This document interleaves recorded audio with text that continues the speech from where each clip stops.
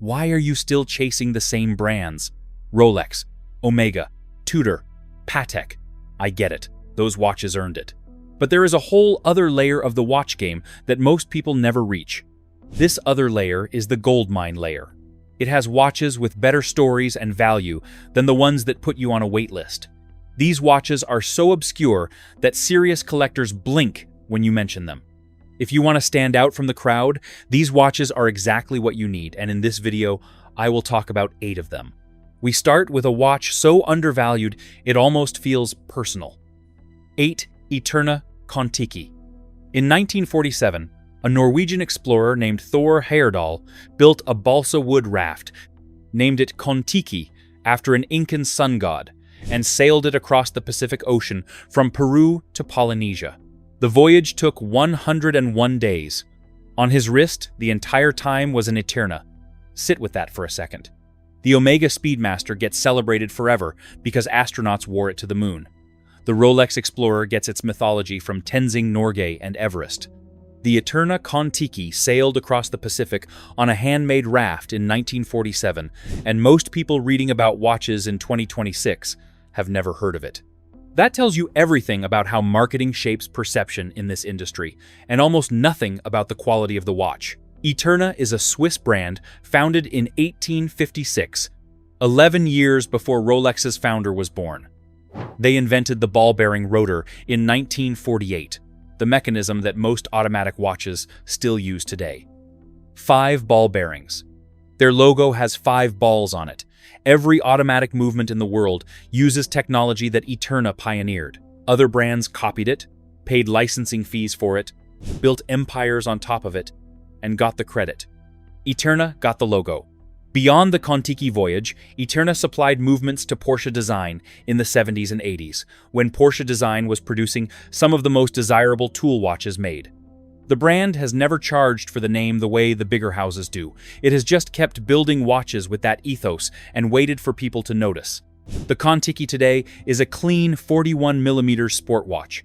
300 meters of water resistance, solid movement, consistent build quality. On the secondary market, you can find excellent examples well under $2,000, sometimes significantly under, that have no business being that cheap, given the history attached to the name. This is the purest value gold mine on this list. It is just quietly excellent, carrying a heritage story that the watch press has been criminally lazy about telling for 30 years. From the raft to the classroom, a watch designed by one of the most important designers of the 20th century, selling for less than a laptop. 7. Junghun's Max Bill. The Museum of Modern Art in New York has a permanent collection. It includes works by Picasso, Warhol, Monet, and a clock designed by Max Bill for Junghans in 1956. The clock is there because it is considered one of the defining objects of the Bauhaus design movement. You can buy a wristwatch version of it for around $1,200. Max Bill was not a watch designer who got lucky. He was one of the most influential designers of the 20th century. He was a painter, sculptor, architect, typographer, and a student at the original Bauhaus school under Paul Klee and Wassily Kandinsky. His design philosophy was simple: form follows function, and beauty emerges from getting that equation right. When Junghans commissioned him to design a watch, he produced something that has not looked dated in 60 years and will not look dated in 60 more. The Max Bill automatic is 38mm, clean white dial, no unnecessary markings, a domed glass that catches light differently depending on the angle. The movement is an ETA 2824 base. It is not exotic, not complicated, not trying to be. It runs at 2 to 5 seconds per day. It will be serviced by any competent watchmaker anywhere in the world for a reasonable fee. The watch community on Watch You Seek is essentially unanimous. If you want a Bauhaus-style watch and you want the one with the actual story behind it, the Max Bill wins, not the Nomos, which is excellent but costs 3 times as much and was founded in 1990. The Junghans, which has been making this watch since 1961 and has the Bauhaus lineage to prove it.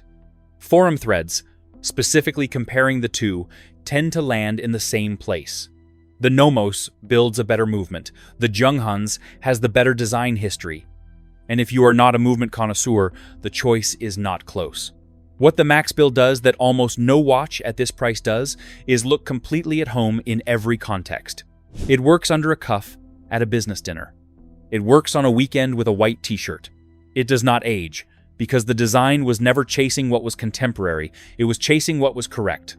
That is a different thing. Watches that chase contemporary look dated in 10 years. Watches that chase correct look current in 50. The specific detail that catches people when they first handle one in person is the acrylic dome on the entry models. It is the same material as the original 1,961 watches, giving the dial a warmth and depth that sapphire flat crystals cannot replicate. When it scratches, you polish it. That interaction with time and use is part of what Max Bill understood about objects. They should improve with ownership, not resist it. Nobody buys it because German watch marketing is essentially non-existent outside Germany. Junghans does not have boutiques in every major city. There is no influencer campaign. There is no waitlist. There is just a watch in a MoMA collection that you can put on your wrist for $1,200, and a remarkable number of people who own one and almost never take it off. From German Bauhaus to French racing, a brand that supplied the French Air Force and almost nobody outside France has noticed. 6. Yema Superman 500. Yema was founded in France in 1948. By the 60s, they were supplying watches to the French Air Force and the French Navy. The Superman diver launched in 1963, the same year as the Rolex Submariner, 5,512. French astronaut Jean-Pierre Heineray wore a Yema to the Mir space station. French mountaineers wore Yemas on expeditions. The brand has been a genuine tool watch supplier to serious professionals for over 60 years. Outside France, almost nobody has heard of them. The Superman 500 is their modern diver. 500 meters of water resistance. An in-house automatic movement called the Yema 2000, developed and produced by the brand, puts Yema in a very short list of watch companies at this price point that actually make their own caliber rather than sourcing one from ETA or Miyota. The case is 39 millimeters. The lug-to-lug is 47 millimeters. It wears smaller than the numbers suggest. The ceramic bezel is smooth and precise. The bracelet has a micro-adjustment clasp, under $1,000. That last part is not a typo. You are getting an in-house movement, a ceramic bezel, 500 meters of water resistance, and 60 years of genuine tool watch heritage for under $1,000. The Oris Aquis, at the same price, has none of its own movement. The Tissot Sea-Star at this price is Celita. The Yema has its own caliber and makes the other two look like they are overcharging. The reason nobody outside France talks about it is purely marketing. Yema does not spend on international advertising. They do not seed products to influencers. They do not have partnerships with celebrities. They make very good watches in a country that has been making very good watches for a long time, and they rely on the quality to do the talking. In every market that is not France, the quality is not talking to anyone because nobody knows to listen. Usually, someone stumbles across a Yema while searching for ISO-certified divers under 1,000, does the research, and then posts asking why they have never seen this brand mentioned alongside Oris and Mito in the usual recommendations. The answers they get are essentially the same. It is French, the marketing is non-existent outside France, and the people who own one tend to keep it as a private advantage rather than evangelize. The rally heritage is worth mentioning too. The Yema Rallygraph, a chronograph launched in 1966 and still in production, has been supplying timing instruments to French motorsport for 60 years. The 2025 Alpine Cup Series edition is currently one of the most visually compelling racing chronographs at any price under $500. Nobody is covering it on YouTube. The comment section under this video is the first time many of you will have heard the name. That is the point. The Yema Superman 500 is the kind of watch you find and then tell 3 people about, and all 3 of them buy one, and none of them tell you they've bought it because they want to keep it to themselves. 3 in. The next 5 get progressively rarer, more expensive, and more dramatic. If you know any of the names coming, drop it below. I want to know how deep this audience goes. From French heritage to German engineering, a brand made in the same town as one of watchmaking's most celebrated names, at a fraction of the price. 5 Glashütte Original Senator. Glashütte is a small town in Saxony, Germany. It has about 7,000 residents and a disproportionate concentration of watchmaking talent. A. Lang and Söhne is made there. The Senator from Glashütte Original is also made there. The Lang will cost you $40,000 to $80,000, depending on the reference. The Senator will cost you $3,000 to $6,000 on the secondary market. Both watches come from the same Saxon watchmaking tradition. Both are assembled in the same town by craftspeople, trained in the same techniques. Both use German silver for the movement plates, a watchmaking material that Glashütte has used since the 19th century. Both have screw-set balance wheels and use the 3/4 plate architecture, which is one of the signatures of Glashütte watchmaking and makes the movement look extraordinary when you flip the watch over. The difference is not primarily quality. The difference is prestige and marketing. A. Lange and Söhne was relaunched in 1994 by Walter Lang after reunification and built a brand story that the global watch press has told enthusiastically ever since. Glashütte Original was reconstituted from the same East German state watchmaking conglomerate at the same time and sold to the Swatch Group in 2000, which meant it never got the independent brand narrative that made Lang a cultural object rather than just a watch. The result is that Glashütte Original watches are now selling on the secondary market at 30 to 40% discounts from retail, meaning you can buy a watch that most serious collectors consider to be 90% of a Lange and Söhne for roughly 20 to 25% of the Lange's price. That gap is a function of marketing, not watchmaking. And on Watch You Seek and Quora, experienced collectors have been saying this for years, in threads that almost nobody outside the forum community ever reads. The Senator specifically is worth naming because it is where Glashütte Original's movement architecture is most visible and most impressive. The panorama date, a double-disc date display that jumps at midnight rather than creeping through, shows up on the Senator and nowhere else in this price category. The movement decoration on the Glashütte Original calibers involves hand-applied stripe finishing, manually set screws on the balance wheel, and a swan neck spring regulator that is a calling card of the Glashütte tradition. At retail, between $7,000 and $12,000, depending on the variant. On the secondary market, $4,000 to $7,000. For a watch built in the most respected watchmaking town in Germany, with finishing that would cost twice as much anywhere in Switzerland. The reason to move now, rather than later, is the same for all the mid-level Swiss and German brands. The secondary market discounts are at their widest in the current correction cycle. Collectors who bought Glashütte Original a decade ago at retail are not celebrating their investment.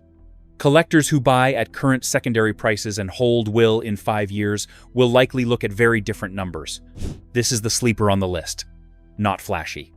Just excellent German watchmaking, being significantly undervalued because its sibling down the road writes better copy. From Saxony to Japan, a watch that takes about 4 years to get your hands on and currently cannot be shipped outside of one country. 4 OTS Yuka Low-Tech. In November 2024, at the Grand Prix de Horlogerie de Genève, the most prestigious award ceremony in the watch industry, the challenge prize went to the Otsuka Low-Tech No. 6. Most of the room had never heard the name. They were looking at a watch made by a former car designer who had taught himself watchmaking in a Tokyo garage, working on manually operated machines, producing fewer than 200 watches per year. Jiro Katayama grew up wanting to design cars.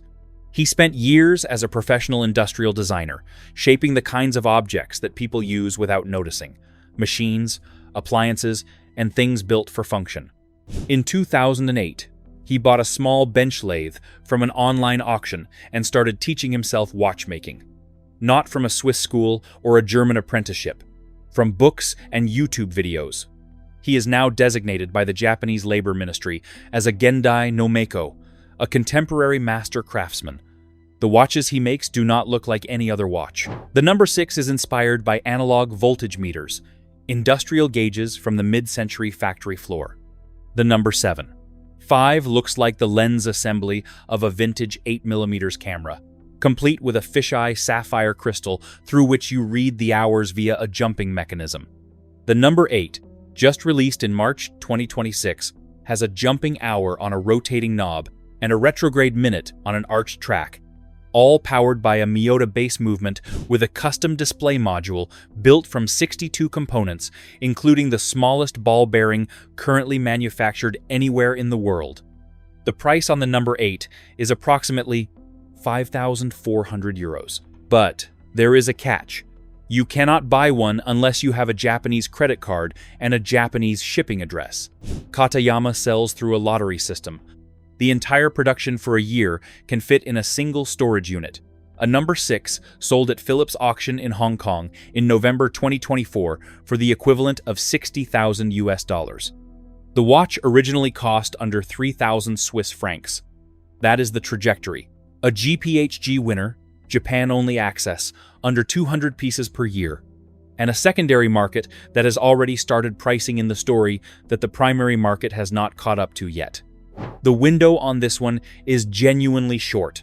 The comparison that keeps coming up in collector forums is early FP Journe. Journe was making extraordinary watches in the 90s that almost nobody outside a small group of specialists understood. The people who bought in 2000 and held are now sitting on watches worth 10 to 20 times what they paid. Not because Journe became fashionable, but because the watch world eventually caught up to what was already there. Otsuka Lotek is not Journe. Katayama is younger. The brand is younger, and the complications are simpler. But the fundamental pattern is the same. It is a self-taught independent making genuinely original watches in tiny quantities, with a design philosophy that has no competition at any price, and an international audience that has only just been introduced to the name. The Watch You Seek forum thread on Otsuka Lotek from late 2024 includes multiple posts from people who had contacted Katayama trying to arrange overseas purchases and been told no. 3-year waiting lists for friends with Japanese addresses. Secondary market pieces, moving on Chrono 2.4 at multiples of original retail. And a new model just announced that will sell out in a lottery to Japanese residents before most of the international watch community finishes reading the announcement. This is the most difficult watch on the list to actually buy. It is also, arguably, the most important one. From the most dramatic story on the list to perhaps the most beautiful object, a Japanese brand with 5 sapphire windows and the most interesting case architecture you have never seen. 3. Minas DeVito. The former Prime Minister of Japan, Shinzo Abe, chose his own watches. Nobody issued them to him. Nobody sponsored him. He was photographed multiple times wearing a Minase DeVito, a watch from a brand based in Akita Prefecture, in northern Japan, that most people outside the watch community have never heard of. Minase started as a company called Kiyawa, making precision drilling tools and watch components for other brands. They understood case manufacturing from the inside, literally from inside the machine that cuts the steel. When they started making their own complete watches in 2005, they built them the way a machining company would, with the cases as the main event. The DeVito has 5 sapphire crystal windows cut into the case sides, not as decoration, as a deliberate design decision to show the architecture of the watch from every angle, the suspended dial, the movement below, and the space between them. The case finishing is Salaz polishing, the same technique that Grand Seiko uses. The bracelet has multi-component links that involve more metalwork than most entire watch cases. The dial floats above the movement rather than sitting on it, creating a depth and dimensionality that photographs cannot fully capture. Fratello has collaborated with them twice.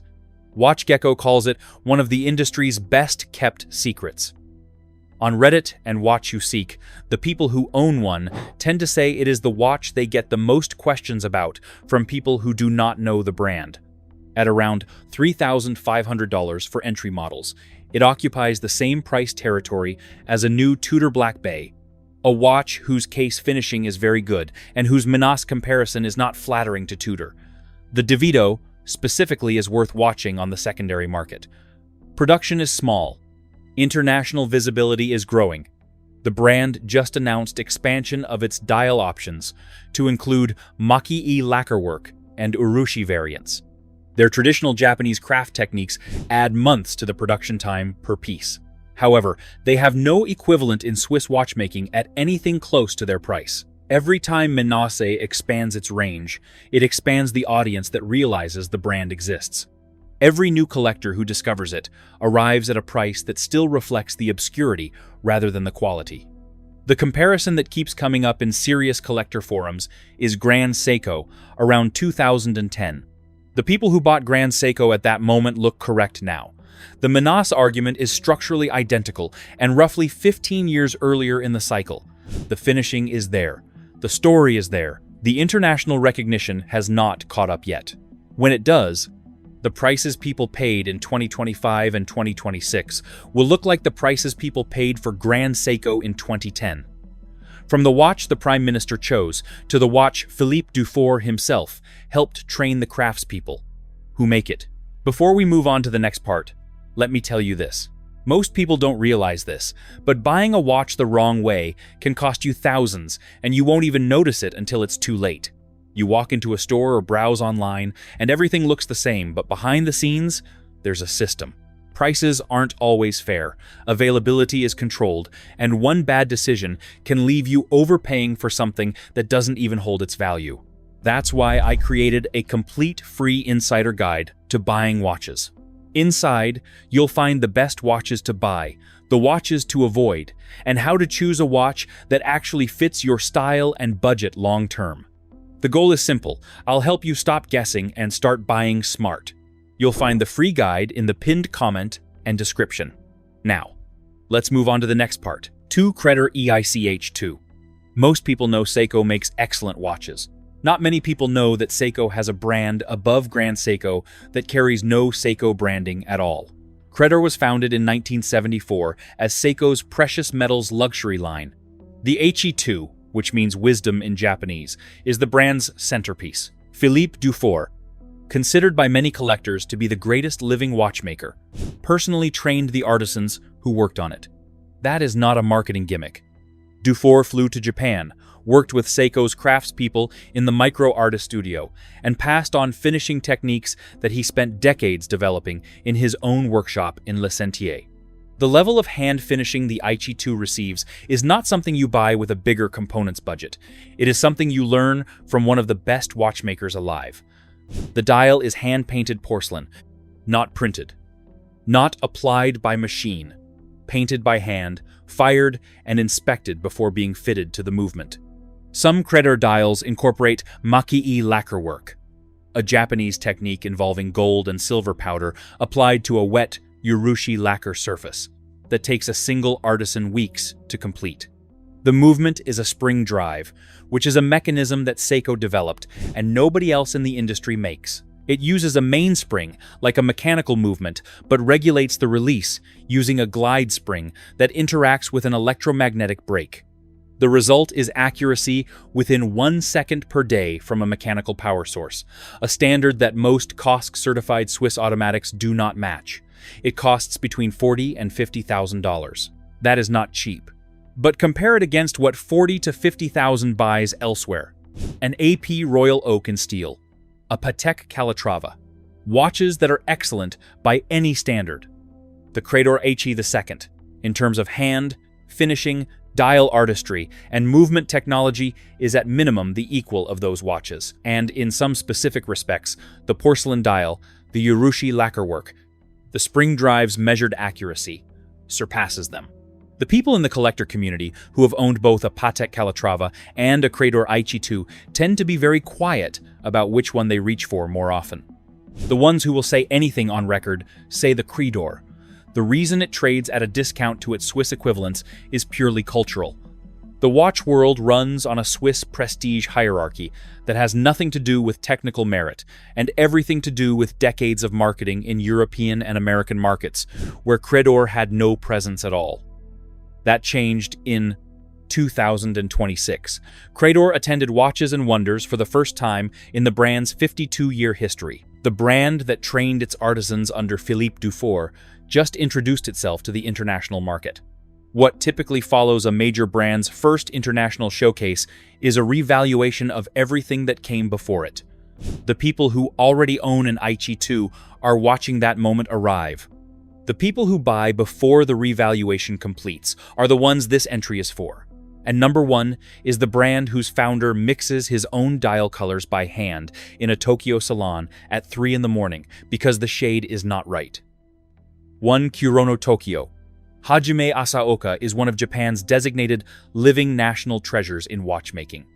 Hajime is known as a Gendai no Meiko, the same designation as Otsuka Lotec's Jiro Katayama, awarded by the Japanese Labor Ministry for exceptional craft. He taught himself watchmaking from a book written by George Daniels and YouTube videos. His handcrafted atelier watches cost $40,000 and up, and are accessible to a handful of collectors annually. Kurono Tokyo exists so that more people can own something designed by him. The dials are the story. Asaoka mixes the colors himself, testing dozens of shades under different lighting conditions until he finds the one that is correct. The dial for the Ruri Numa model, inspired by a volcanic lake in Fukushima, combines a metallic lapis green outer ring with a glossy black center. Only 5% of dials pass the quality standard during production. The rest are rejected. On a watch that starts at around $1,500, the movements are Miyota, not exotic, not in-house. This is the compromise that keeps the price accessible and the quality of what you can actually see honest. Asaoka's position is straightforward. The movement will be replaced eventually anyway, and the dial and case are what you look at every day. He would rather put the budget where the eye goes. Releases sell out in minutes. Multiple releases have sold out in under 60 seconds. The secondary market trades Kurono pieces consistently above retail.